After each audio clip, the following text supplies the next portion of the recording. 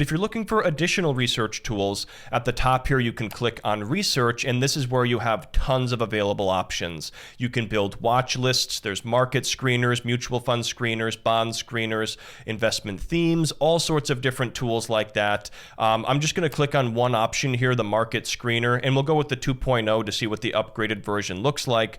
But if you're essentially looking for a stock screener here to look for different investment opportunities, you can use this here. It also works across all of the different supported markets here. So you can say, for example, if you're looking at US stocks, you can break it down by different sectors. We're just going to click on next and go through this. And there's all sorts of different functionalities here for filters and things you might utilize to find different investment opportunities. So for example, if you're looking for financials only, you can click here on financials, and it's going to give you a list of all of the companies in that particular sector or segment of the economy. You can look at Asia stocks, you can look at European stocks, and all sorts of different things here. So the screener tools here are really second to none here with Interactive Brokers, and you're just going to find a ton of different helpful research tools available here if you're looking to, research potential investments, ETFs, bonds, mutual funds, and things like that. And then they also have this education tab over here. If you're looking to just learn more about the platform, this is going to include videos,